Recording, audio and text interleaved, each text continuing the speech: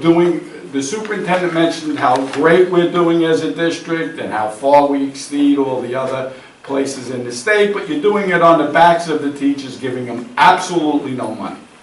Now, I can't force you people to give me any more money, and I can't make you change this budget. But what I can do is educate my members. I have in this district teachers from step 1 in terms of years, 1 year to 12 years. The 12th year teacher's making about $54,000. If you go to another district, you can make $82,000 in Hudson County for the same number of years.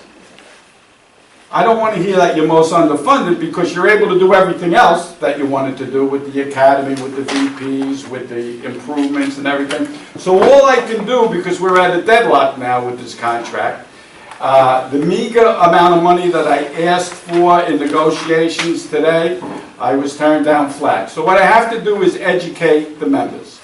I will tell them and I will put out different salary guides from around the state and the county and show them how much more money they can make going anywhere else. And that's what's going to happen. That's why you have to hire 100 teachers in 1 year and 75 in the other, because they're leaving. And I don't blame them. I wouldn't work for that money on a bet. Passing this budget with not enough money in it is just setting yourselves up for failure. I don't really think all of the people up there care if they leave. So either the board re-examines this, looks at the money I've asked for, and have somebody explain what that amount of money means in the overall budget. Because if I get somebody that could explain it to you the right way, it's an insignificant amount of money. It is not a large amount of money by any standard. It's a tale of two cities. It's the teachers and the staff and the administration and the insiders. Friends and family, it's called. The friends and family do wonderful here. Everybody else gets nothing. So you pass this budget, you're locking us in for this year too. Feel that offering all these electives, while a great thing for students, are going to require a large number of teachers to cover these classes. And as we are the second most underfunded school district in the state, I wonder how we manage to do this. And I feel that we're managing to do this because we're not actually meeting contractual obligations with our teachers. Right now we're in the bottom 25th percentile in median pay scale in the state of New Jersey. And right now what's being offered by the board based on the budget that you've proposed, the amount of money that you're putting on the table barely covers the increment that teachers get for years of experience, and doesn't even come close to offering anything remotely resembling a cost of living increase, despite us absorbing a 10% increase in our health insurance premiums. And I understand you're doing the same thing as well as a board.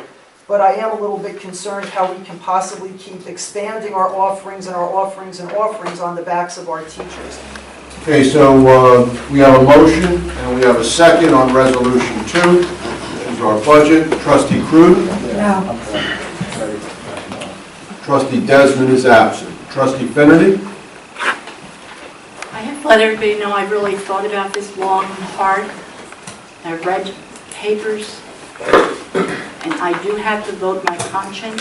I have to vote what I think is right, not only for the city of Bayonne, for the teachers, and I need to vote no.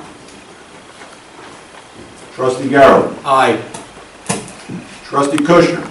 No. Trustee Lawanda? I looked at the budget. I also looked at the budget. And if we actually don't pass the budget and we get more money, that means we are raising taxes. So I don't want to raise taxes next year. So I want to work with what we have this year and pass this one. So yes. Trustee Munoz? I think this budget still has a lot of redundancy in it and wasteful spending, and I think it does not address the pending contracts that are before this Board of Education at this time, so I vote no. Vice President Wilbeck?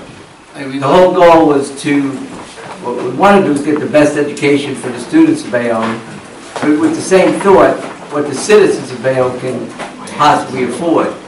So with that being said, I vote yes.